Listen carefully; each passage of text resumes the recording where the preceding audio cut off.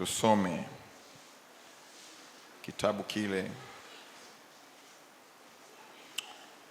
cha Ufunuo Yohana sura ya 22. Tutaanzia mstari wetu mzuri wa 11 na kuendelea. Ufunuo Yohana sura ile 22 mstari kuanzia wa 11 na kuendelea. Mwenye kudhulumu na azidi kudhulumu, na mwenye uchafu na azidi kuwa mchafu, na mwenye haki na azidi kufanya haki, na mtakatifu na azidi kutakaswa.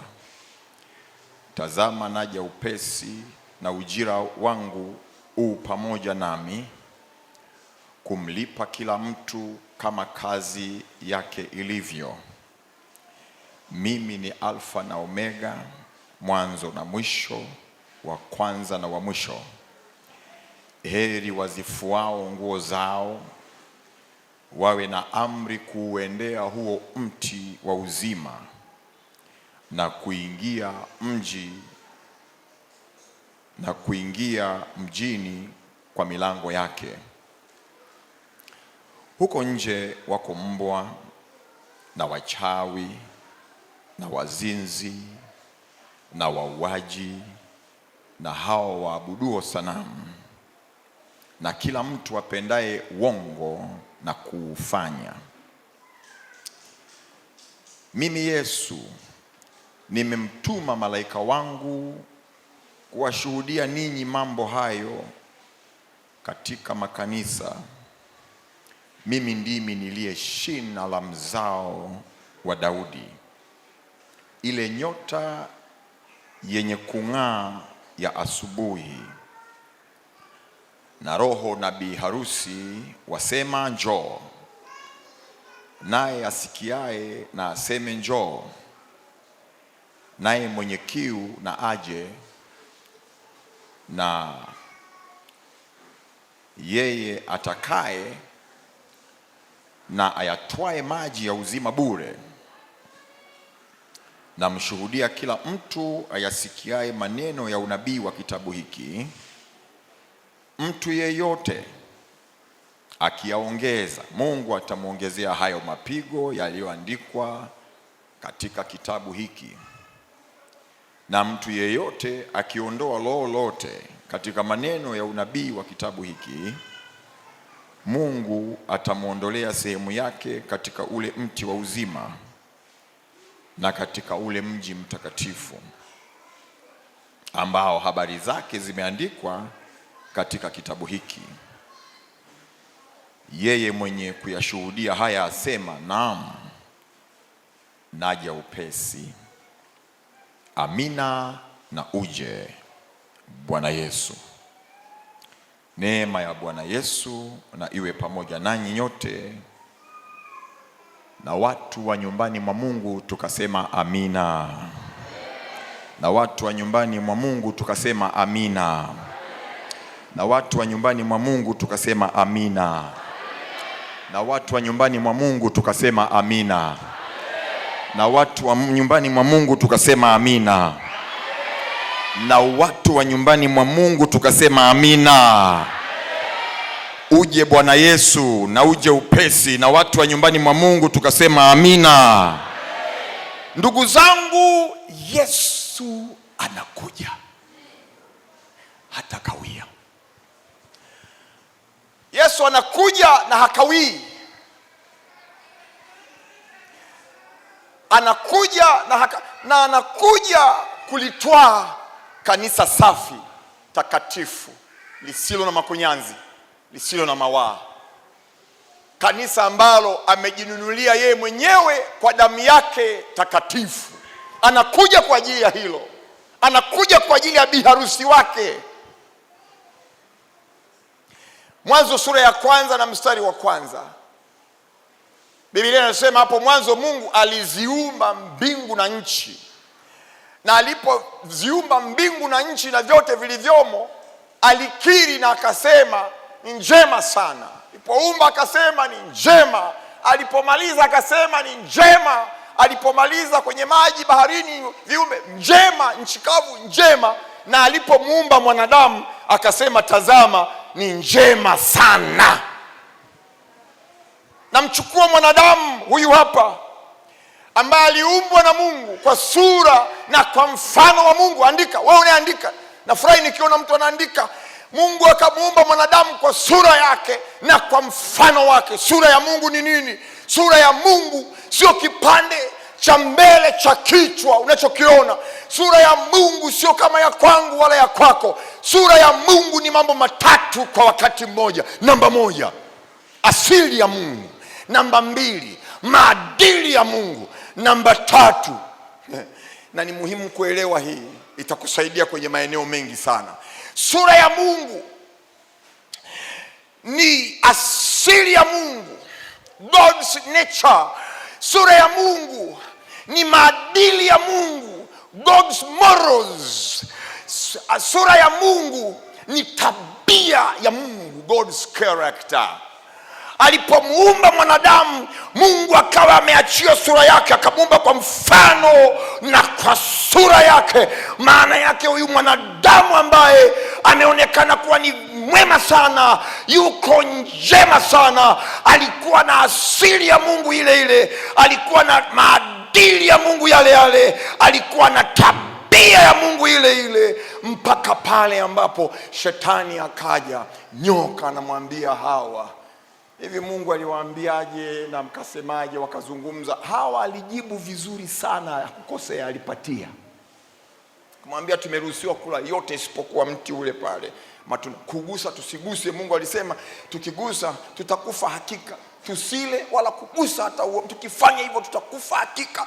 Akamwambia hapana, mkila mtakufa, tena sana sana mtafanana naye, mtakuwa na kwenye nafasi ya kuwa na kujua mema na mabaya. Yaani maana yake ni kwamba akamwambia kwamba Mungu wenu ni muongo. Ndicho chokimaanisha nyoka. Mungu amesema msiguse, msile, mkifanya hivyo mtakufa hakika. Yeye anasema hapana, mkila hamtakufa, tena sana sana mtakuwa bora zaidi, mtakuwa na uwezo wa kujua mema na mabaya. Maana yake ni kwamba mtajiweka sehemu ya mamlaka na msisubiri mtu wa kuambia nini cha kufanya. Mkila mtakuwa na yale mamlaka, mnakuwa nayo nyewe wenyewe, mnajiamulia nini jema mnavyoona wenyewe, mtaona nini baya mnavyoona wenyewe, mtakuwa na nafasi ya kujiamulia bila kuamuliwa. Hatari ikaingia kwenye jamii ya wanadamu. Wanadamu wanajiamulia wanachoona vema machoni pao wenyewe. Hawataki kusikia wala kujifunza kwamba kwa habari ya hili Mungu amesemaje. Hawataki tena. Ni madhara yatokanayo na kilichofanyika pale bustani ya Edeni walipokula tunda. Hawataki kuambiwa tena. Na ndio kile nyoka alisema kwamba hamfi, mkila mtafanana naye, mtakuwa na uwezo wa kunyie wenyewe kwa standardi zenu kujua hili ni jema. Kwa standardi zenu mnaamua hili ni baya. Sio yeye awaambia nyie mnajiweka nafasi ya mamlaka ya kufanya maamuzi, hili ni jema kwa mujibu wangu, hili ni baya kwa mujibu wangu. Shida ikaingia kwenye uzao wa wanadamu.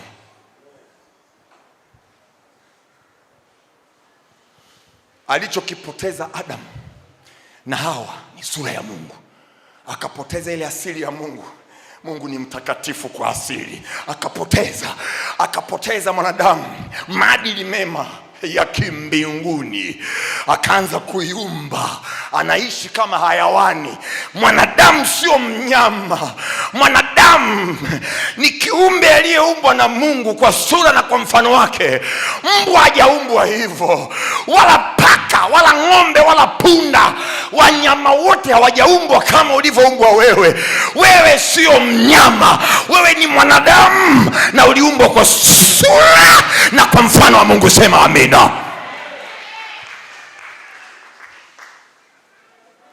Sura ya Mungu ikapotea, heka likaingia kwenye maisha ya wanadamu. magonjwa yakaingia, maumivu yakaingia, misiba ikaingia, vifo. Sasa ni tatizo kila kitu. Umri ukaanza kupungua wa kuishi mwanadamu duniani, umri unapungua.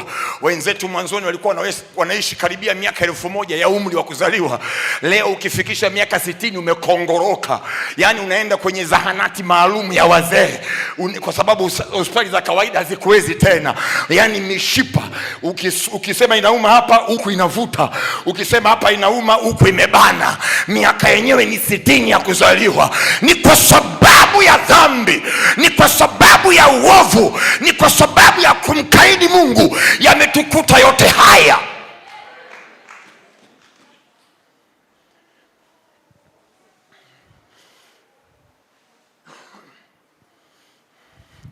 Andika, tatizo kubwa kwa mwanadamu kuliko matatizo yote ni dhambi. Sio kukosa pesa, sio kukosa nyumba, sio kukosa gari, sio kukosa elimu. Hapana, dhambi.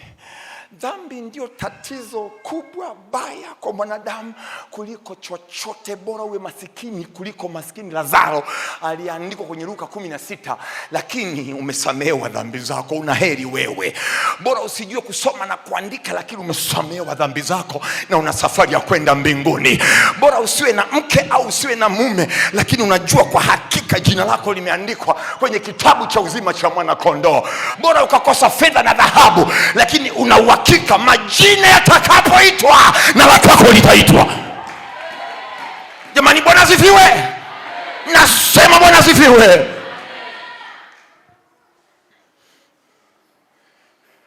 Na utatuzi wa pekee wa hilo tatizo baya kwa mwanadamu ni wokovu upatikanao bure.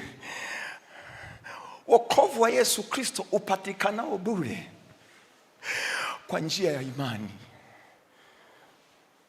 Ndio wokovu. Wokovu. Wahubiri wenzangu, tumhubiri Kristo, tena Kristo aliyesulubiwa. Tumpeleke Kristo kwa watu. Tumseme huyu Yesu mpaka Kisewe iwe saturated na Yesu Kristo. Jamani, Bwana asifiwe. Mpaka Dar es Salaam iwe saturated, yani Dar es Salaam itote Yesu Kristo, kila kona iwe ni Yesu Kristo. Jamani, Bwana asifiwe. Tuseme habari za huyu anayeokoa. Hakuna njia nyingine ya mwanadamu kuhepa ziwa la moto, ni Yesu peke yake. Hakuna mtu anaweza kwenda mbinguni isipokuwa kwa Yesu peke yake. Nasema Bwana asifiwe. Ni huyu Yesu ndio habari yetu. Habari ya mji wa Kisewe ni Yesu peke yake. Jamani, Bwana asifiwe. Na Morogoro tunafanya hivyo. Tunafanya hivyo. Twendeni pamoja. Jamani, Bwana asifiwe.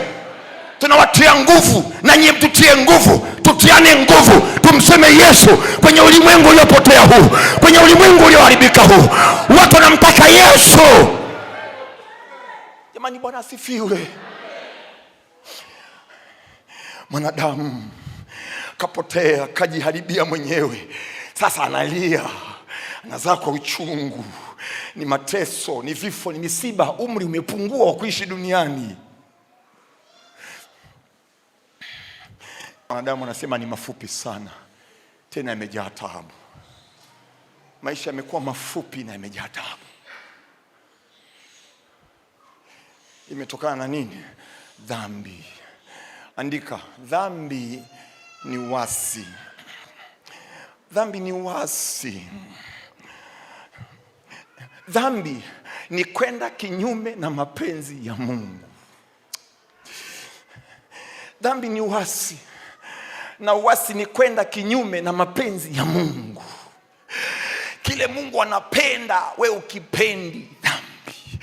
Kile Mungu anachukia, we unakishangilia dhambi. Na hiyo ndio imeleta shida kwenye maisha yetu. Ikatafuna maisha ya wanawake, ikatafuna maisha ya wanaume. Vijana, Mungu atusaidie vijana wetu, tuwafiche wapi? Dhambi inakula kama moto unavyokula msitu. Ni Yesu peke yake wa kunusuru mwanadamu. katika injili za aina nyingi, siwezi kuzisema leo, sio muda wake.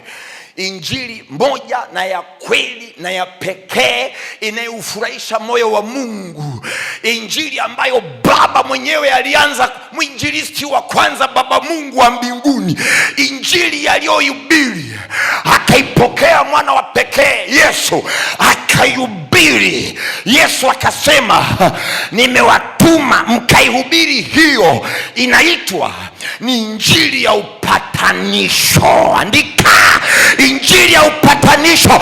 Mwanadamu apatanishwe na Mungu kwa njia ya Yesu. Mwanadamu apate njia ya kuhepa ziwa la moto.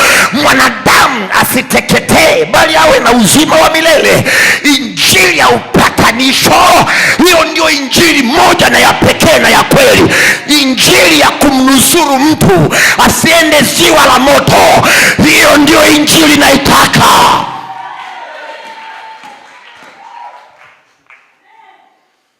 Njoo upokee magari, toka, sitaki magari yako. Niambie habari za mbinguni. Njoo mwaka huu upiti, utaolewa, toka, huo ujumbe siutaki. Niletee Yesu atakaye nisaidia nimuone Baba. Nasema haleluya, nasema haleluya. Iponye roho yako, mpe Yesu maisha yako kikweli kweli. Injili inayonusuru mtu asiende ziwa la moto, injili inayompatanisha mtu na muumba wake, injili inayotoa jawabu la tatizo la dhambi. Jamani, Bwana asifiwe. Nasema Bwana asifiwe. Hiyo ndio injili tunaitakiwa kuihubiri. Hiyo injili ndio ya kuifuata. Ukiona hiyo injili sehemu, kusanyika hapa, usitoke, na hapa ndipo inapohubiriwa injili hiyo. Jamani, Bwana asifiwe. Nasema usiondoke hapa, usiondoke hapa. Jamani, Bwana asifiwe. Mungu anamwangalia mwanadamu, akamwona ni kama kondoo wasio na mchungaji. Kila mmoja amegeukia njia yake na wanang'atwa na mafisi. Tumesoma hapo, kule nje kuna umbwa, wanang'atwa na umbwa, hawajui pa. Wengine wamegeukia hivi, wanaenda tu. Wengine wanawako kwa hivi, wanaenda tu, hawajui hata wafanyeje. Hapo ndipo Mungu alipoona wanadamu walioingia dhambini ni kama kondoo wasio na mchungaji. Akasema, nitafanya nini? Akamtoa mtu mmoja kwenye Uru ya Ukaldayo kule Mesopotamia, akamleta, akamwambia, toka kwa watu wako na jamaa zako na watu uliowafahamu na kuwazoea, ondoka uende nitakapokuambia. Abraham akamtii Mungu, akaondoka. Juu anaenda wapi? Kiunoni mwa Abraham alikuwa amebeba uzao ambao miongoni mwao atatokea Yesu mkombozi. Makofi kwa Bwana Yesu.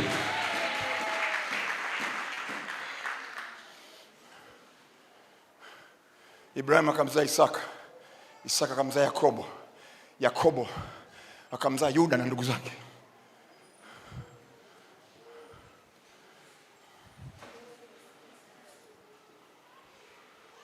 Watoto 12 wa mzee Yakobo. Wa kwanza Ruben,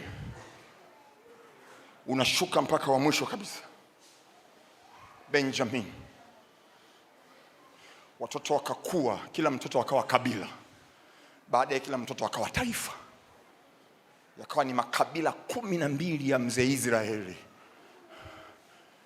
Ndio wana wa Israeli, watoto 12 madume ya mzee Israeli. Yakobo Mungu alimbadilisha jina mara 2. Mwanzo sura ya 32 akamwambia, hutaitwa Yakobo, utakuwa Israeli. Hakuelewa, akaendelea kuishi kama Yakobo. Kwenye sura ya 35 mara ya pili Mungu anamwambia, wewe hutaitwa Yakobo tena, Israeli. Israeli ndio jina lako.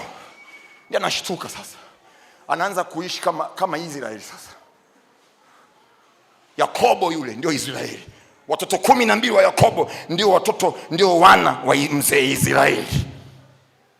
Wakazaliana, wakawa wengi. hawafuati njia ya Bwana, walio wengi wao, wachache sana. Mungu akawa anapita humo, akiona hapa huyu anapita kwa huyo, anatafuta namna ya ukombozi wa mwanadamu upatikane. Wengine wanapita kwa huyu mwaminifu, anapita anaenda kwa huyu.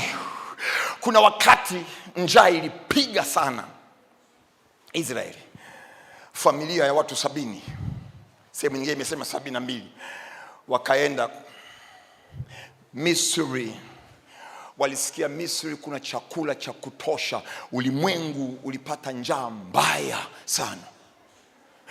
Wanakwenda kule, mwisho wanagundua hawa vijana 11 wanagundua mheshimiwa sana mwenye mamlaka, yani wa pili kutoka mfalme, ni ndugu yao waliyemfanyia ubaya, ni Yusufu, ndio waziri mkuu.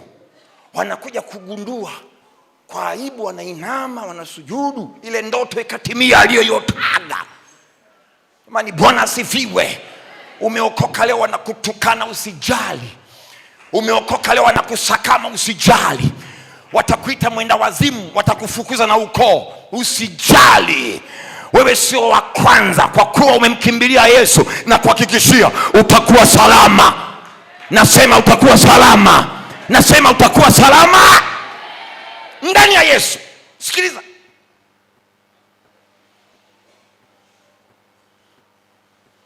unafika wakati Mungu anamtuma Musa akawatoe utumwani waende nchi ya ahadi. Wanaondoka, Mungu anawatoa kwa mkono wa Musa, wanaondoka. Yote yakatokea hayo mpaka wameingia ndani ya nchi ya ahadi. Aliyewavusha kwenye mto Jordan waingie nchi ya ahadi ni Joshua, aliyekuwa msaidizi wa Musa. Musa alishakufa muda mchache kabla hawajavuka. Mungu alikufa, Mungu alimzika, kafa. Kwa hiyo aliyewavusha ni Yoshua. Yakaendelea yaliyoendelea. Taifa hili likapitia vipindi kadhaa. Cha kwanza ni kipindi cha kuongoza cha miaka 300 mfululizo. Ni kipindi cha waamuzi. Taifa lote liko ndani ya nchi ya ahadi, wako chini ya viongozi wanaoitwa waamuzi. Waliwaongoza kwenye vita, kuwapiga maadui, waliukata mashauri yao mbalimbali walipokosana, walifanya shughuli mbalimbali hawa waamuzi. Mungu yuko kwenye kazi yake ile ile, mission yake ile ile ya wewe mwenye dhambi utapataje msamaha wa dhambi zako. Anapita anaangalia tu. Kipindi cha waamuzi kikapita, kikaja kipindi cha taifa la Israeli kuwa chini ya wafalme. Mfalme wa kwanza akawa mfalme Sauli kwa takribani miaka 40. Aliwatesa na kuwaburuza sana hawa watu, walilia mno. Kikapita kipindi chake, ikaja kipindi cha mfalme Daudi, taifa likiwa moja, mfalme Daudi naye akaenda takribani miaka 40. Ikapita mfalme wa 3 likiwa taifa ni moja, lijapasuka, mfalme Suleiman, mtoto wa Daudi. Akaanza vizuri, akayumba katikati, akamalizia vibaya. Na mikononi mwake ndio taifa lililokuwa moja likapasuka vipande viwili. Kipande kimoja watoto 10 wakawa kaskazini ya nchi, wakachukua jina Israel. Vitoto viwili Yuda na Benjamin wakawa upande wa kusini, wakaitwa ni ufalme wa Yuda, na makao makuu yake Yerusalemu.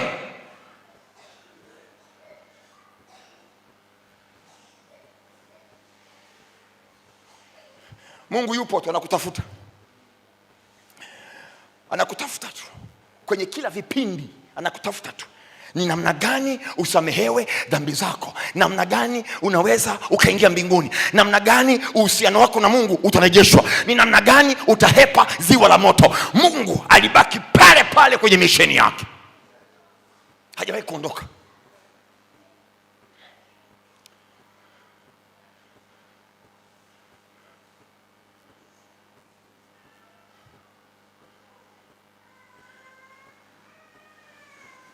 achilia aliyotokea hapo yote baadaye, na kwenda utumwani Babeli miaka 70 na Koreshi kutoa amri warudi kujenga hekalu na ukuta wa Yerusalemu na mambo mengine. Achia yote, wamesharudi. Anakuja kuzaliwa Yesu. Nimekimbia kote kule, nitaka nije nimuongelee Yesu. Unasoma Mathayo sura ya 1 mstari wa 1, unashangaa. Anaanza kwa namna ya ajabu.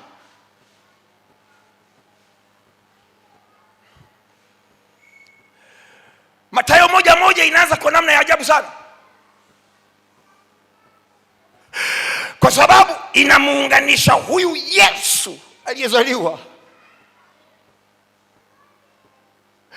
na Daudi. Alafu inamuunganisha, inaenda nyuma zaidi na Ibrahim, yule ambaye Mungu alimwambia toka kwa watu wako mliozoeana, jamaa zako, mitaa ulioizoea, nenda nitakapokuambia. Anazaliwa Yesu. Leo tunaambiwa huyu Yesu ni mwana wa Daudi, alafu ni mwana wa Ibrahim. Jamani, Bwana asifiwe. Bwana Yesu asifiwe.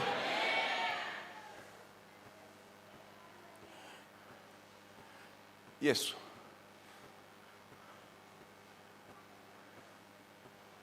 ndiye njia na kweli na uzima. Hakuna yeyote anayeweza kumwona Baba isipokuwa kwa huyu. Andika, Yesu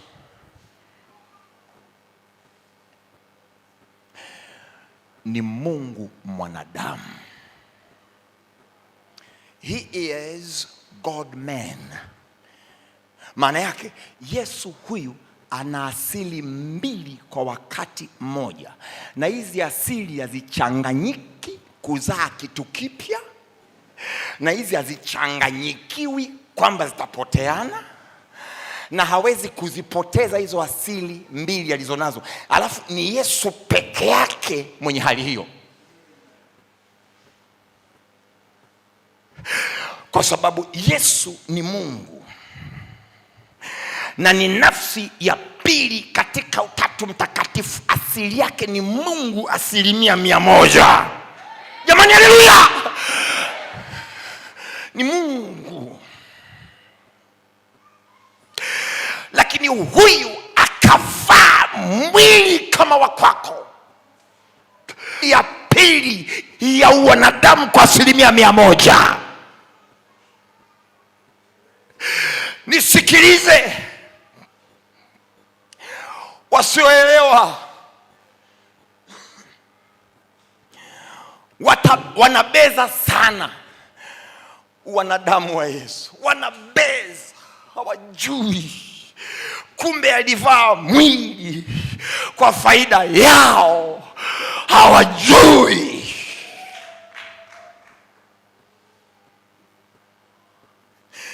Alipovaa mwili ya kuacha uungu wake, alikuwa na uungu wake intact, akaongezea wanadamu. Kwa nini? Andika, kwa sababu Yesu alikuja. Moja, Yesu tusaidie.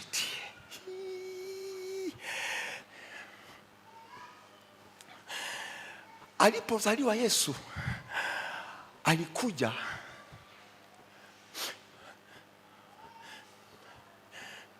moja, kama mkombozi.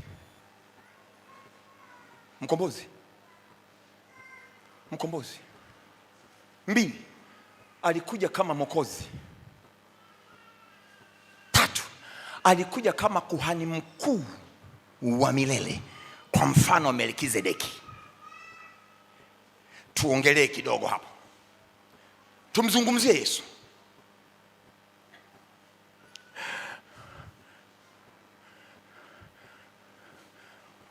Kukomboa maana yake ni nini? Ni kuilipa gharama kwa ajili ya mwingine. ikiwa wewe, anakuja Yesu analipa deni yako ili wewe uwe huru.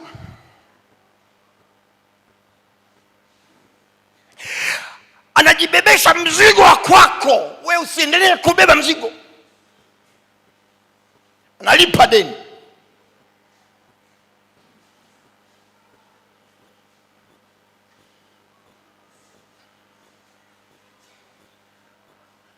Sema amina. Sema amina.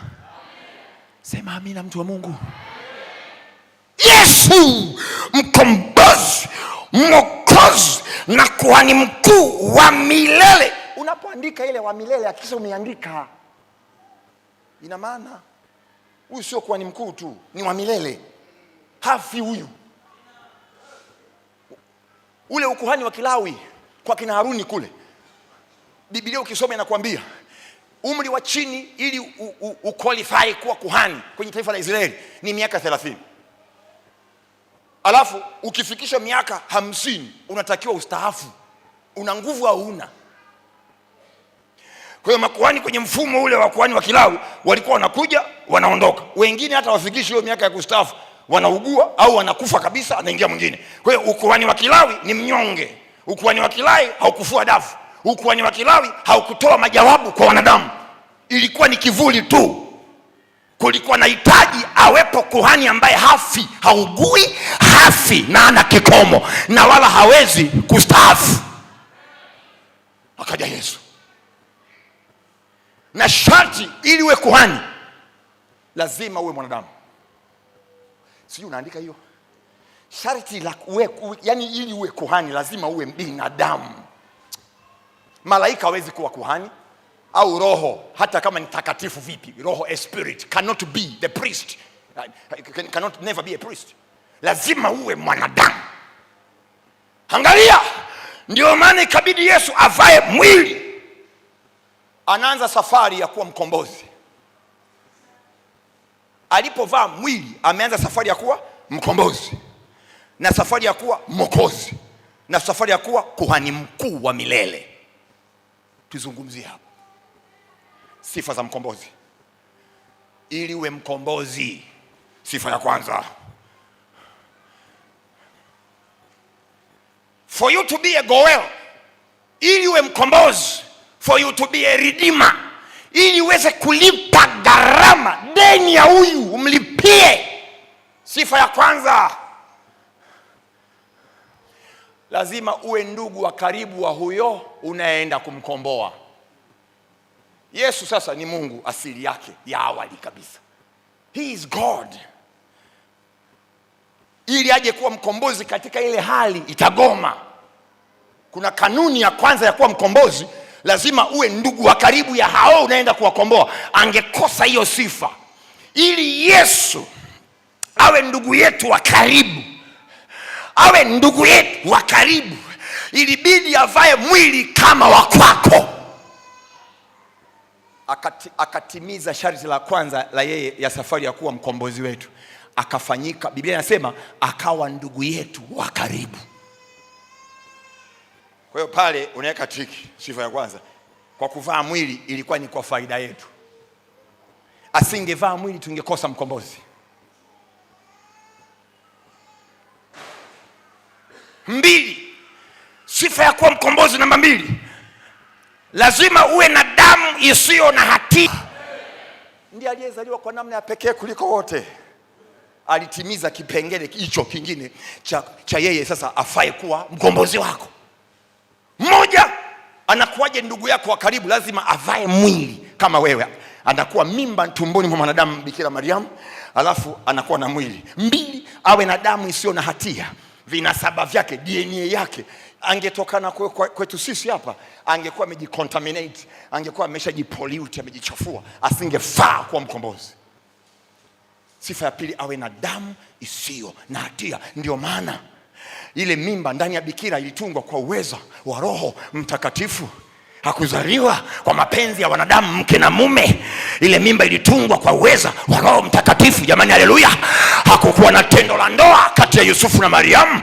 Tena Yusufu akasema hapana, hii inapeleka uso wangu wapi? Akataka kukimbia, akamwambia usikimbie, tulia. Tulia, kuna mpango tunafanya hapa. Jamani, Bwana asifiwe. Rudi, mke wako yuko safi kabisa.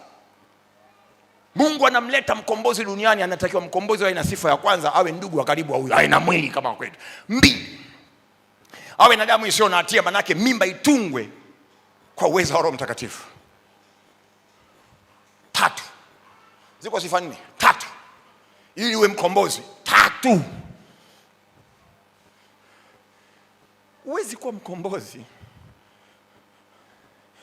halafu ukifa unapitiliza urudi. Kwa hiyo sifa ya 3 ya mkombozi, awe na uwezo wa kufa na kufufuka. Andika zote 2. Sifa ya 3 ya mkombozi, awe na uwezo wa kufa na kufufuka. Wachungaji walipokubatiza kwenye maji mengi, ulipoenda ulishiriki kufa kwake, ulipoibuliwa ukashiriki kufufuka kwake. Haya sio mambo ya kutunga. Maana yake nimeamua kufuata nyayo ya mkombozi wangu ambaye ana uwezo wa kufa na makofi kwa Bwana Yesu. Jamani, haleluya anasema. Sifa ya 4 na ya mwisho, sifa ya mkombozi. Huwezi kuwa mkombozi una hizi na sio unakuwa na kaa moja 3 huna, utupishe, ufai kuwa mkombozi. Natakiwa unakuwa nazo zote kwa mara moja, zote tuzione hizi hapa zote. Sifa ya 4, akifufuka asife tena. Kwisha habari, mpaka hapo habari imeishia hapo. Sasa aje yeyote mwenye sifa hivyo asimame aseme yeye ni mkombozi. Atakayetokea ni huyu. Nasema atakayetokea mwenye qualification hizo ni huyu. Ni nani huyo? Yes. Na ndiye uliyemfuata, ndiye unayemwabudu. Umekusanyika hapa kwa ajili yake, ndiye uliyempa maisha yako. Yeye ndiye mkombozi na ana sifa zote muhimu 4 za kuwa mkombozi wako. Amekulipia deni ya dhambi zako. Jamani, Bwana Yesu asifiwe. Amekulipia deni ya dhambi, na kwa sababu amefanya hivyo, nenda zako na usitende dhambi tena.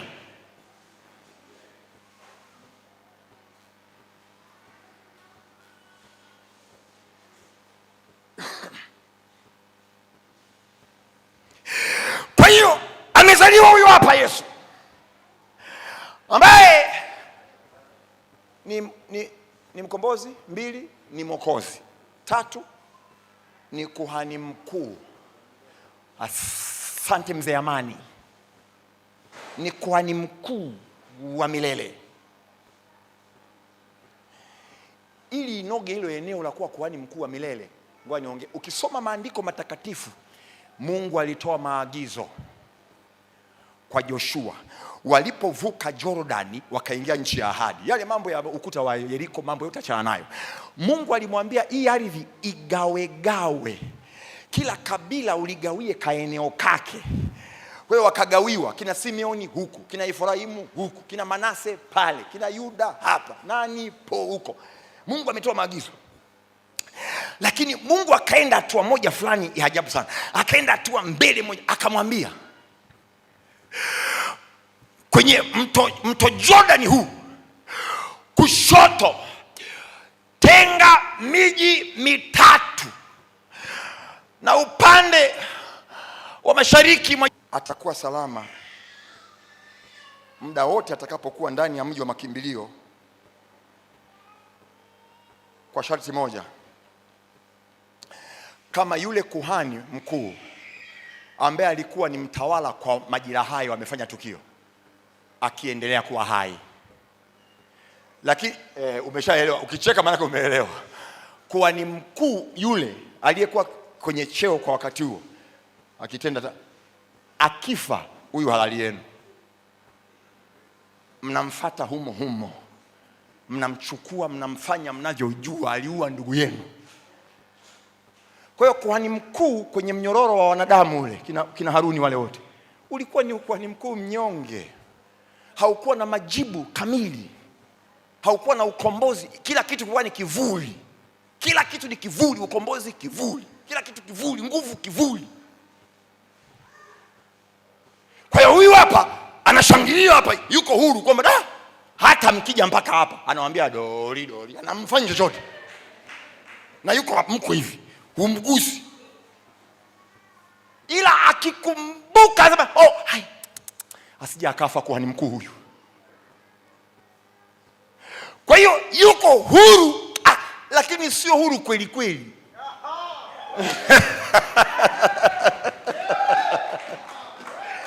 Jamani, Bwana asifiwe. Hapa ni kivuli, yuko huru lakini sio huru kweli kweli. Lakini huyu ambaye ni mwana wa Daudi, mwana wa Ibrahim, akikuweka huru unakuwa huru kweli kweli. Kwa nini? Kwa sababu ni kuhani mkuu. Asante. Hagonjeki, haugui akalazwa, haendi likizo, hana mpango wa kustaafu, achilia mbali kufa hafi ngo. Yu hai Bwana Yesu. Jamani, yu hai leo.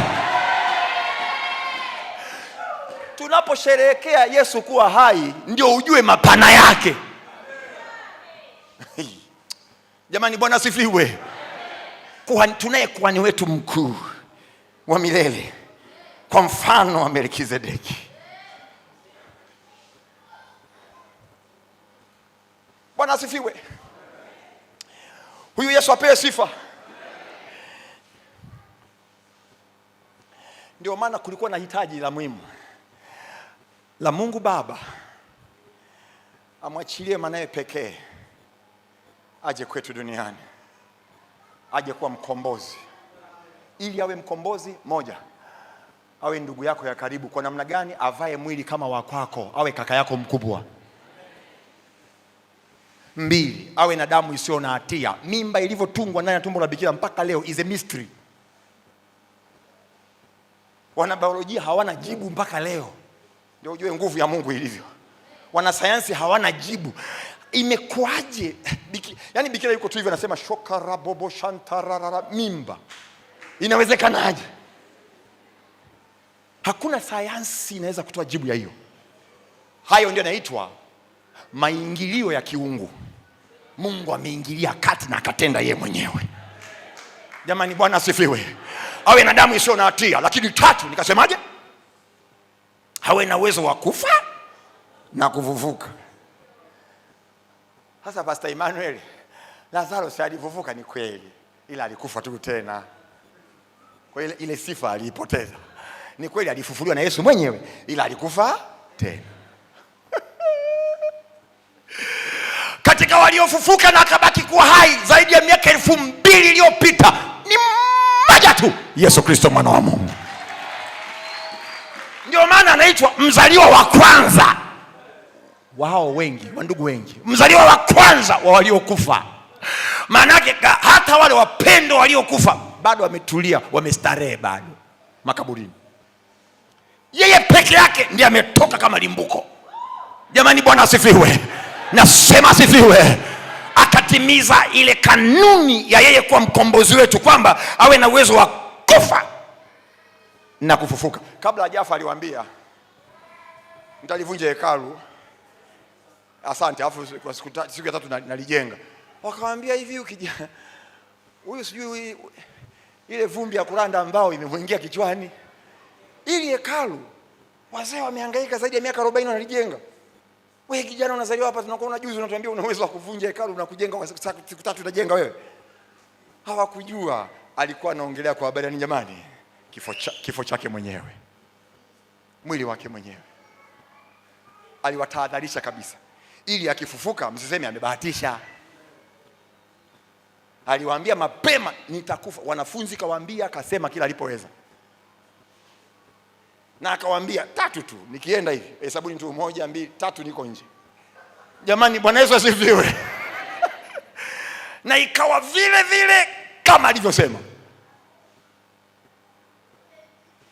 Sifa ya mkombozi wako ni ipi?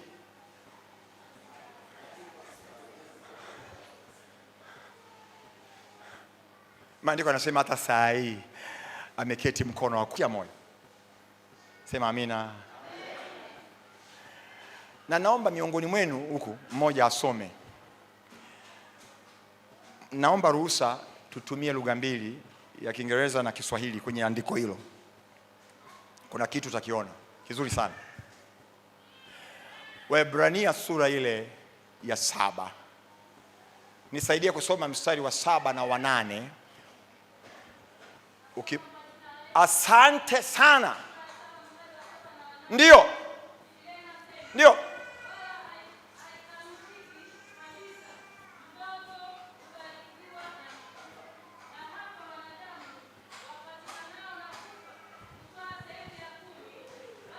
Naomba wachungaji wangu mje. Naomba nitafadhali. Naomba mje hapa.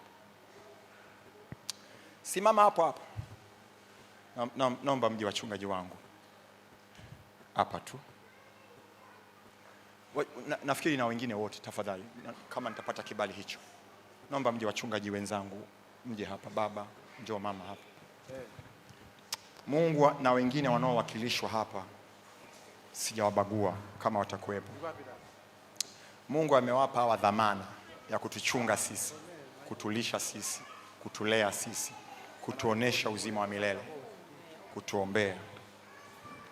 Lakini ni binadamu tu hawa, kama na mimi nilivyo mwanadamu kama wewe. Ila Mungu amewaweka kwa ajili yetu. Sema amina sasa. Kwa hiyo Musa alipokuwa ameitwa na Mungu mlimani, mlima Horebu, ambao ndio mlima Sinai huo Horebu Sinai hiyo. Kuna Mungu vitu vingi, lakini kimoja akaruhusiwa kuchungulia ile hema ya mbinguni ambayo haijafanywa kwa mikono ya wanadamu, haijajengwa kwa mikono ya wanadamu. Urefu, upana, nguzo zote idadi yake, vitambaa vile, vifuniko, zile furniture zote kwenye ua wa nje, madhabahu ya sadaka ya kuteketeza, patakatifu pale furniture 3, kinara cha taa 7, ile madhabahu ya kuchomea uvumba na meza ya mikate 12 ya onyesho. Lakini patakatifu akapata Musa kuoneshwa na Bwana Mungu, iko mbinguni hata saa hii hiyo hema. Akaoneshwa furniture moja ya ajabu sana, sanduku la agano na vilivyomo ndani yake, kila kitu tuache navyo hivyo. Akamwambia Musa, uangalie ilivyo, na ukishuka mlimani uambie hawa wa ndugu unaowaongoza wachange, watoe sadaka kwa moyo wa kupenda, ili ukajenge kama hii kule.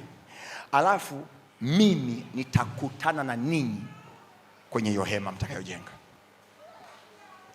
Akarudi akafanya hivyo. Tulia mpaka hapo. So the Moses' tabernacle in the wilderness, ile hema ya Musa ya kule jangwani, ilikuwa ni kivuli tu cha hema ya kweli na halisi iliyoko hata saa hii mbinguni, ambapo Yesu kuhani wetu mkuu anafanya huduma ya ukuhani mkuu humo hata saa hii. Jamani, Bwana Yesu asifiwe.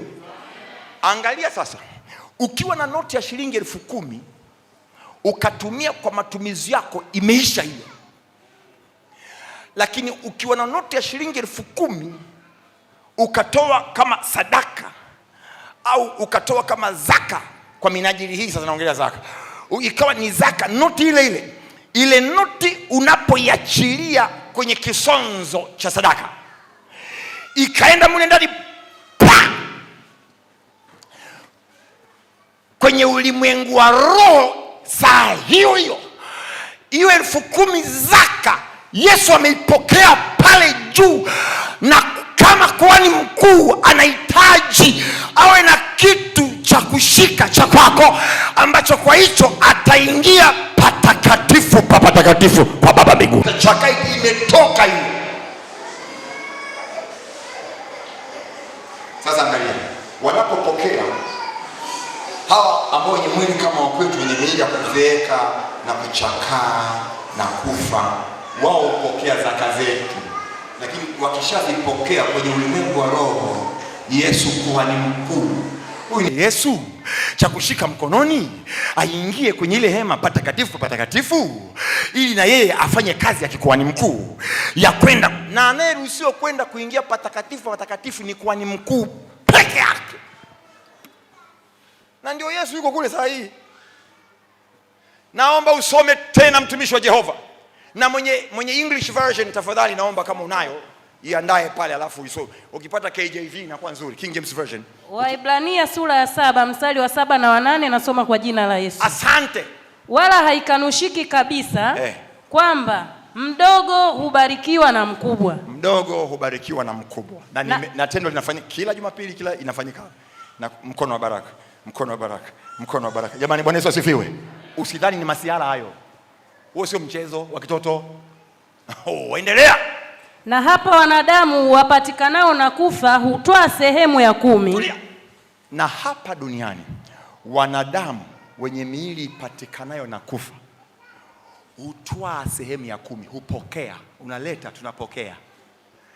Hapa duniani wanadamu wenye miili ipatikanayo na kufa hutoa sehemu ya 10. Weka koma hapo, endelea. Bali yuko yeye ashuhudiwaye. Bali yuko yeye huko. Bali huko yeye ashuhudiwaye kwamba yu hai. Yuko yeye ashuhudiwaye kwamba yu hai. Nilisema tusome na Kiingereza kwa sababu kuna namna hapo, kuna kaneno kamoja tu katakupa maana. Haya, twende.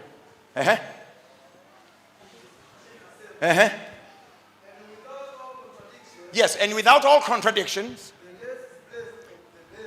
the lesser is blessed by the greater. And here, maana yake hapa duniani. And here, men that die, these men that die, including myself, we who die, receive tithes. We receive tithes. Tunapokea zaka. But there he receiveth. But there, rudi hapo. But there he receiveth them. But he receiveth them. But he receiveth them. Jamani, Bwana asifiwe. Amen. Zaka inapokelewa na sisi wachungaji wako ambao tuna miili ya kuchakaa na kufa na kuzikwa. Lakini ukishatoa haishiagi hapa. Haishiagi hapa. Hata nikila kuku haishi hapa. Ulipotoa kiroho umempa kuhani wako mkuu wa milele, kwa mfano wa Melkizedeki, anampa zaka. Ipo kwenye Biblia hiyo miaka yote, iko hapa. Kumbe sio wewe. Hapa, iko hapa. Anasema but there he receiveth them. Listen, but there he receiveth them.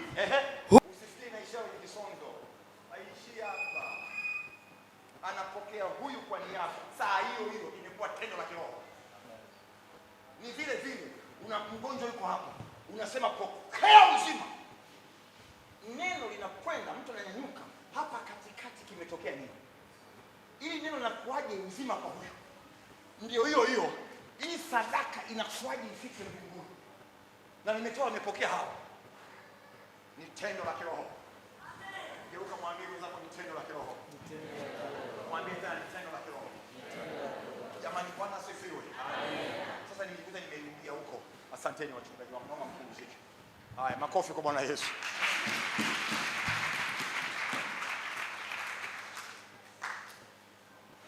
Huyu Yesu mkombozi. Namba 3 imesema tumepata kuhani wetu wa milele kwa mfano wa Melkizedeki. Maana yake nini? Wewe uliyeua, ukaua kabisa, ukamkimbilia Yesu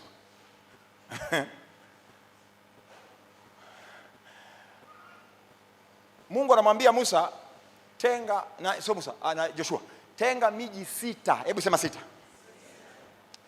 Tenga miji 6 ya makimbilio. Mungu alikuwa anajua anachokifanya.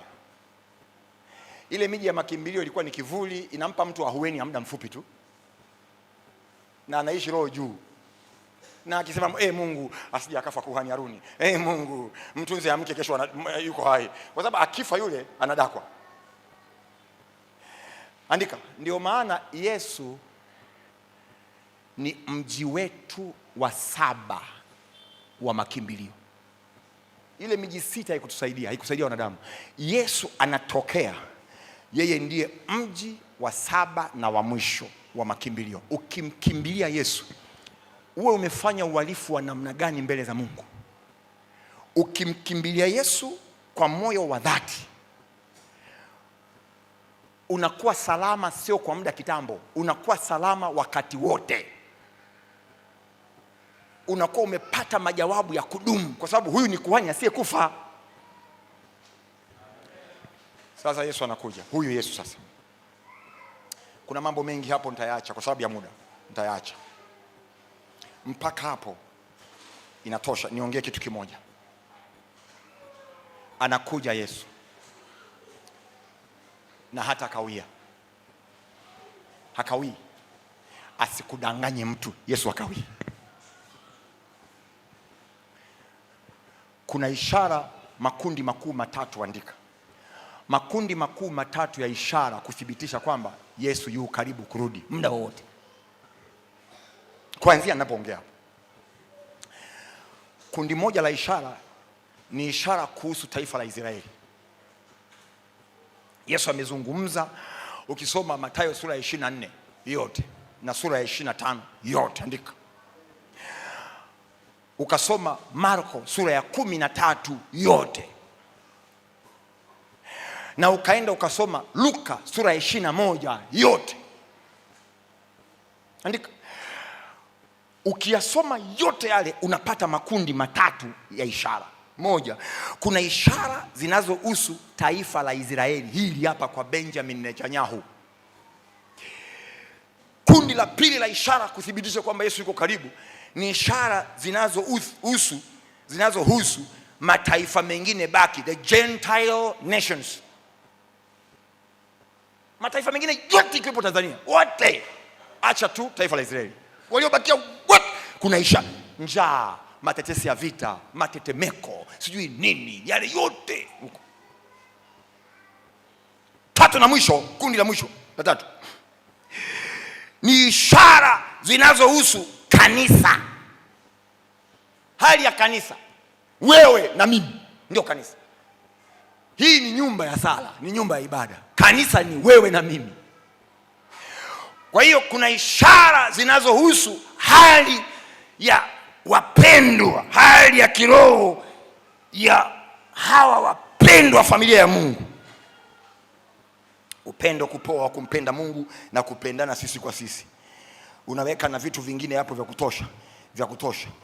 Kwa taifa la Israeli hapa, maana yake kuna ishara kwamba hawa watu hawakuwepo hapa kwa miaka zaidi ya miaka 2670, hawakuwepo kama taifa mpaka ilipofika tarehe 14 mwezi wa 5 mwaka 1948, juzi tu hapa ndio wakarudi kutoka utawanyikoni, na ndio taifa likapatikana. Mnafahamu vita vya mwaka 61, mnafahamu, kwa siku 10. Unaona hiyo, unafahamu, mpaka wakapata nafasi kwenye Umoja wa Mataifa na wenyewe wakawa na kiti juzi hapa tu. Unaona hiyo, hawakuwa taifa hapo mwanzoni, sasa ni taifa. Ndio Yesu akasema, mkiona mzeituni unachipua mjue niko karibu. Anaongea mwenyewe Yesu. Mkianza kuona the fig tree, mzeituni unaanza kuchanua, mjue niko karibu. Taifa la Israeli ni mfano wa fig tree, ni mzeituni. Umesharudi na umechanua. Mpaka watu wanasafiri kwenda pale kuchuma matunda mbalimbali pale. Teknolojia za aina za kilimo, za kila kitu pale. Mtini umeshachipua, ni dalili kwamba yuko karibu. Sisi wanafunzi wa Biblia tuelewe hivyo. Jamani, Bwana asifiwe. Tuyaangalia ya macho kwa jicho la Biblia, sio jicho la siasa. Kwenye haya makundi matatu yote yametimia. Yote. Tulianza kwa kusoma Ufunuo sura ile 22. Kuna sehemu akasema, naomba usome pale, anasema naja upesi. Anaongea mwenyewe Yesu, anasema na sichelewi. naja upesi. Yeyote tu anaweza kusoma. Ndio. Ndio.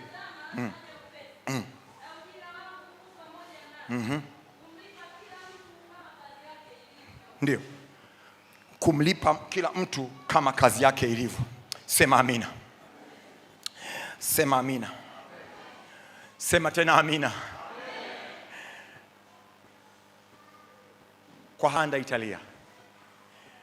Na wale wafu wote waliokufa katika Bwana watafufuliwa, wakiwa na miili isiyo na uharibifu, miili ya kimbinguni. Na sisi ambao tumelitunza vazi la wokovu, amesema hapo, heri atunzaye lile vazi. Ukawa katika bidii na kujibidiisha kutunza vazi la wokovu, parapanda ikilia, tutaungana na hao waliofufuka katika Bwana. Tutakwenda kumlaki Yesu Kristo mawinguni. Tutakuwa naye kule kwa miaka 7. Nimejuaje? Biblia imeweka wazi kupitia nabii Danieli sura ya 9 kuanzia mstari wa 24 mpaka wa 27.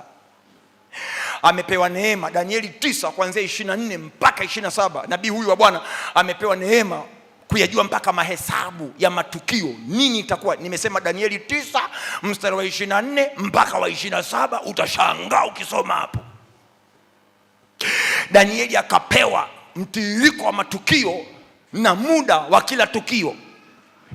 Tuyache matukio mengine, hatuna muda wa kututosha. Lakini parapanda itakapolia, ni watakatifu peke yake ndio watakaonyakuliwa. Ni wenye moyo safi tu ndio watakaomuona Bwana. Ni walio tayari tu ndio watapaa kwenda kumlaki Bwana mawinguni. Bwana Yesu atusaidie. Bwana Yesu atusaidie. Ndugu zangu, Bwana Yesu atusaidie.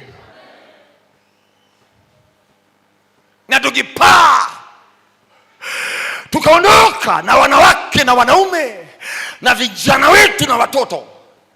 Nasoma Ufunuo wa Yohana kwenye ile hukumu ya mwisho, Yesu atakapoketi kwenye kiti kikubwa cheupe cha hukumu, anasema mauti itatoa watu walioko kule ndani, mito, bahari, maziwa, kifo chenyewe kitatapika watu ili waje. Watakuja watu wasimame mbele ya Yesu Kristo akiwa amekaa kwenye kiti kikubwa cheupe. Nikija nikifika na unga tu maharage ni kosa.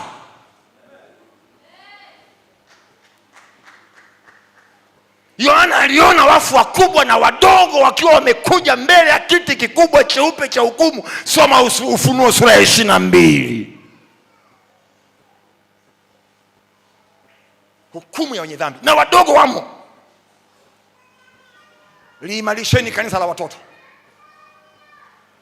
Imarisheni kanisa la watoto. Waimarisheni watoto kiroho. Waimarisheni vijana kiroho. Mwachape injili kweli kweli. Jamani, Bwana asifiwe. Usiseme yechwa ya kupenda yechu shawa. Ongea vizuri kama una meno. Jamani, tuko pamoja? Usiongee kama unaongea na kitu, kwa sababu ni mtoto unamwambia yechwa ya kupenda kuchubeki yechu. Hakuna yechu. Mwambie Yesu anakupenda. Jamani, Bwana asifiwe. Nasema jamani, haleluya. Usiwachukulie wadogodogo ukaongea unaburunda, unapewa nafasi ya kuhudumia watoto, unalipua hata hivyo, hata waandiki notes. No! Ongea nao. Ziponye hizo nafsi. Jamani, Bwana asifiwe.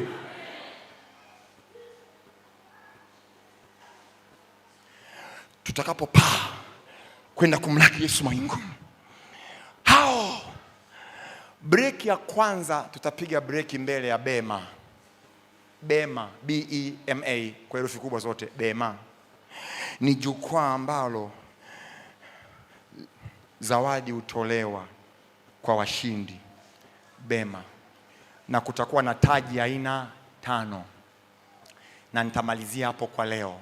Taji aina 5 ambazo zinamsubiri mtu aliyeokoka na akaishi maisha ya wokovu katika uaminifu. Ziko taji aina 5. Nataka nizitaje zikutie nguvu, zikutie moyo, zikupe hamasa kwenye kumpenda Bwana. Taji aina ya kwanza inaitwa taji isiyoharibika. Ni taji isiyoharibika, incorruptible crown. Incorruptible crown. Wakorintho wa kwanza sura ile ya 9 na mstari wa 23 hadi 25, na Timotheo wa pili 2 na ule mstari mstari wa 4. Timotheo wa pili 2 na mstari wa 4. Hii ni taji isiyoharibika watapewa wale watu ambao walitamani sana kuishi maisha ya nidhamu ya wokovu. Ukiokoka na ukawa na nidhamu ya mnaendelea kuikoleza, taji isiyoharibika inawangojea huko msipozimia moyo. Aina ya pili ya taji inayosubiria watakatifu mara baada ya unyakuo ni taji ya kujionea fahari. Taji ya kujionea fahari, the crown of rejoicing. Ni ile taji ya kufurahia, ni ile taji ambayo imesemwa kwenye Wathesalonike wa kwanza sura ya 2 mstari wa 19. Thesalonike wa kwanza 2:19. Imesemwa kwenye Danieli sura ya 12 na mstari wa 3. Hii hapa ni taji ya muhimu sana kwa watu ambao wamewaleta watu kwa Yesu. Unapofanya kazi ya kumtoa mtu dhambini akaja kwa Yesu, basi wewe unakuwa ni candidate wa taji ya kujionea fahari. Aina ya tatu ya taji ni taji ya uzima. Ni taji ya uzima, the crown of life. Hii ni aina ya taji ambayo imeandaliwa na iko tayari kabisa kwa wale watu ambao waliishi katika uaminifu kwa Mungu, wakawa mwaminifu kwa bwana harusi Yesu, na kwa sababu hiyo wakapitia mateso, wakapitia dharau, vipigo, wakafungwa magerezani kwa sababu ya Yesu, na hawakumwacha Yesu, wakabaki vile vile wameisimamia ile kweli, lakini kwa mateso, na wengine wakauawa kabisa kwa sababu ya Injili. Hao wote hii taji ya uzima inaongojea. Nasema Bwana tutie nguvu. Mathayo 5 na ule mstari wa 11 hadi wa 12. Mathayo 5:11 hadi 12. Lakini pia Waebrania sura ile ya 11 na mstari ule wa 24 hadi wa 26. Waebrania 11:24 hadi 26. Taji ya 4, ziko 5 tu. Taji ya 4 inaitwa taji ya haki. Taji ya haki, the crown of righteousness. Taji ya haki. Hii ni taji ambayo imetajwa ndani ya Biblia kwenye Timotheo wa pili sura ile ya 4 mstari wa 6 hadi wa 8. Timotheo wa pili sura ya 4 mstari wa 6 hadi wa 8. Taji ile ya haki hii wameandaliwa wale ambao wanapenda kuja kwa Yesu, wanahamasishana kwa habari ya ujio wa Yesu, wanafurahi, wanapenda kufunuliwa kwa Yesu. Yaani kufunuliwa kwa Yesu inawapa raha, inawapa faraja. Lakini hii ni taji walioandaliwa watu ambao wamewatendea mema maadui zao, wamewatendea mema maadui. Taji ya haki. Sasa andika, maadui wako wa aina mbili. Kuna maadui wa kiroho na kuna maadui wa kimwili. Hii lazima niweke vizuri. Kuna maadui wa kiroho na kuna maadui wa kimwili. Maadui hawa wa kuwatendea mema ni maadui wa kimwili. Ni binadamu tu kawaida. Yeye ni mkorofi tu kawaida. Yeye zulumati tu kawaida. Yeye anasogeza mipaka tu kawaida. Mchokozi tu kawaida. Huyu hapa tutaongea naye lugha ya amani na upendo. Tutamwombea baraka. Jamani, Bwana asifiwe. Kuna huyu mmoja kichwa ngumu huyu hapa. Yeye atumia tunguli, anapuliza kibuyu, anatumia nguvu ya ziada. Yaani huyu anakuja kuchinja, kuua na kuharibu vita. Huyu hapa tunaambiwa hatimaye mzidi kuwa hodari katika Bwana na katika uwezo wa nguvu zake. Vaeni silaha zote za Mungu muweze kuzishinda ila zote za adui. Kwa maana kushindana kwetu sisi sio juu ya mamlaka na hiyo yote. Vita vya kiroho vinakuja hapa kwenye aina ya maadui wanaotumia nguvu za kiroho. Hatuwafati majumbani kwa mapanga na marungu, ni kwenye maombi tu. Jamani, Bwana Yesu asifiwe. Huko ndio tunafyeka, huko ndio tunang'oa, huko ndio tunapasua, huko ndio tunabomoa, na inakuwa kweli. Jamani, Bwana asifiwe. Nasema haleluya. Anayetegemea irizi, nasema yule anayetumia ndumba kuloga biashara yako, moto wa Bwana na utoe juu yake kwa mamlaka ya jina la Yesu. Moto wa maangamizi upige tunguri, nasema kwa jina la Yesu. Jamani, haleluya. Huwezi kumwacha mtu anakuja kucheza na makalio kwenye mlango wa duka lako, unasema tu ubarikiwe. Abarikiwe, unapiga moto huyo kwa jina la Yesu. Jamani, haleluya. Unamwachaje huyo? Unamwachiaje huyo? Habarikiwe nini? Wewe ni mjamzito, Bwana amekubariki, anatumia tunguli, ndumba, ulozi akupotezee mimba. Wewe unasema tu ubarikiwa. Barikiwi mtu, unamwendea kwa upanga wa Bwana wa majeshi kwenye vita vya kiroho. Jamani, Bwana asifiwe.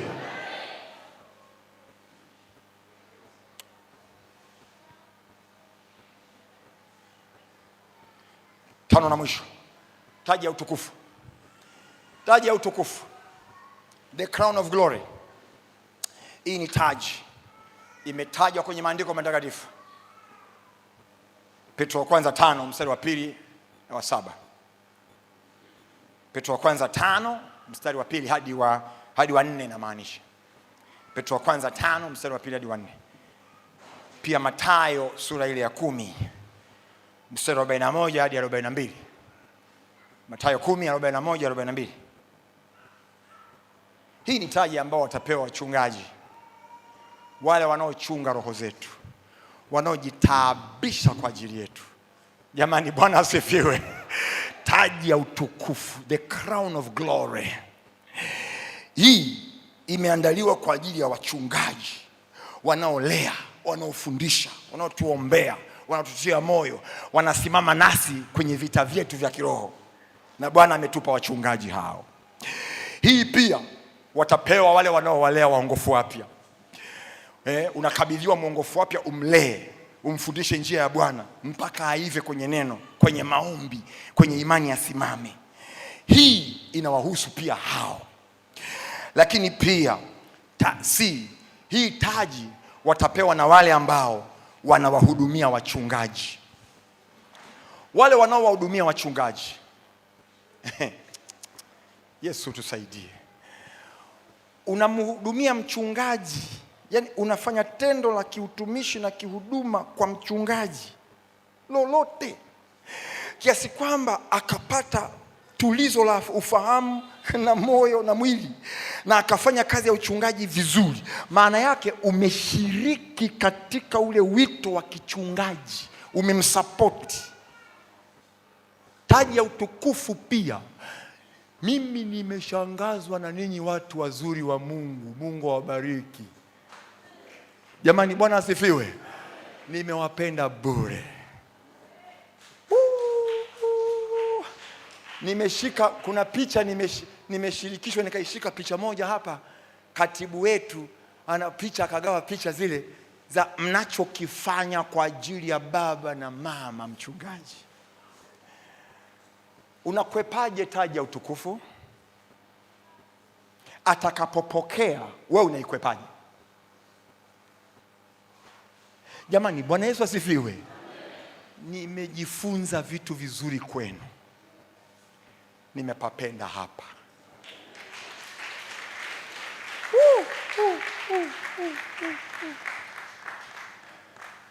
Mimi nilikuja shuleni hapa, nimekuja kujifunza. Nimependa kweli, mnampenda Mungu. Bwana watie nguvu, wabariki, muendelee hivyo, msizimie moyo. Bwana asifiwe sana. Msizimie moyo, fanya kama kwa Bwana, mwachie Mungu, anajua atakachokutendea. Jamani, haleluya. Naomba tusimame sasa. Natamani tungekuwa na muda zaidi, lakini basi itoshe hivi. Niwe na kiasi pia. Nataka nikuombee. Naanza na mtu wa muhimu kabisa. Hujawahi kuokoka, njoo haraka. Hujawahi kuokoka kabisa, uje hapa mbele uokoke leo. 2, uliokoka lakini vita vikawa vikali kwenye safari ya wokovu, umejeruhiwa, unatamani unyanyuke tena. Yesu ni wa rehema, njoo hapa leo. 3, una hitaji lako binafsi tu, hitaji lolote tu. Kuna jambo unatamani Mungu akutendee, jambo fulani tu la kwako, mipango, mikakati, familia, sio vitu gani, uje hapa. Lakini 4, nitaomba kwa heshima tushirikiane na wachungaji wangu. Mkono wako mmoja wa kulia kifuani pako, pale moyo wako upo, mkono uliobakia ukiinua mbinguni kwa Baba, ni ishara kwamba nimejisalimisha kwako. Mungu wangu, nisaidie, nitendee, nitokee. Sina tegemeo jingine isipokuwa wewe. Baba, nakushukuru sasa kwa sababu ya watu wako, watoto wako wazuri uliowanunua kwa damu takatifu ya Yesu, ukawakusanya miguuni pako, na sasa Bwana umeweka zizini pako kwa wachungaji. Baba, nakusihi sasa, wameomba hivyo, hakikisha baada ya ibada hii unaona viongozi wa kanisa, muone mzee, muone mchungaji nani? Naam. Utamwona Pastor Moses. Tafadhali na kuomba, nenda kwa Pastor Moses, anajua atakachokueleza kizuri sana na kukusaidia uendelee kuishi maisha ya ushindi katika wokovu. Baba, kwa jina la Yesu nasimama kinyume cha hila zote za adui shetani, vifungo vyote, mateso yote, maneno ya kuvunja tamaa, ya kuvunja moyo, yale maneno magumu ambayo huyu ameambiwa akajisikia amejeruhika, akajisikia vibaya, yale maneno na yafuta kwa damu ya Yesu. Yale maneno akatamkiwa maneno magumu mabaya, akanyong'onyea, akajisikia vibaya, nafuta maneno hayo kwa damu ya Yesu. Bwana, ukaponye nafsi iliyojeruhika katika jina la Yesu Kristo, mwana wa Mungu aliye hai. Ukaponye na kuganga ile nafsi iliyojeruhika Bwana, katika jina la Yesu Kristo, mwana wa Mungu aliye hai. Na naomba Bwana kwa ajili ya hitaji la baba huyu, kijana huyu wa kiume, hitaji la binti amesimama hapa Bwana, huyu mama ana hitaji lake. Ninakuomba wewe uliye mwaminifu, ukakutane naye Bwana pale kwenye hitaji lake kabisa, ukatende, ukaponye, ukabariki, ukavipige vile vita katika jina la Yesu Kristo, maana wewe ni mfano wa shujaa mwenye kutisha. Naomba ukavipige vita vya kiroho anavyovipitia huyu hapa katika jina la Yesu Kristo. Ninakuomba Baba, ukafanye jambo jipya kwenye mioyo yao, jambo jema la Roho wako mwema mtakatifu kwa ajili ya utukufu wako katika jina la Yesu Kristo. Pokea muujiza wako, pokea haja ya moyo wako. Yesu ni mwema, amesikia, Yesu ametenda. Pokea kwa mamlaka ya jina la Yesu, ufanyike upya ndani ya Yesu kwa uweza wa Roho Mtakatifu. Ile biashara ukaone hatua njema. Bwana akupe wateja, mzunguko wa fedha ukauone, na zikija fedha zikae, ufanye mambo ya kimaendeleo, na pia utumie fedha kumtumikia Bwana katika jina la Yesu Kristo. Bwana abariki uzao wa tumbo lako, watoto wako, wewe ambaye una watoto, kwa mamlaka ya jina la Yesu. Bwana abariki ndoa yako. Mungu aingilie kati, Mungu aingilie kati kwenye ndoa. Mungu aingilie kati, afanye jambo jema zuri kwa mamlaka ya jina Yesu. Akulinde, akuponye kwa mamlaka ya jina la Yesu Kristo. Bwana aongoze hatua za miguu yako. Bwana akufanye kustawi kwa mamlaka ya jina la Yesu. Bwana akusitawishe kama mtende uliopandwa Lebanon katika jina la Yesu Kristo. Bwana Yesu akupe kunyonya vifuani kwa wafalme.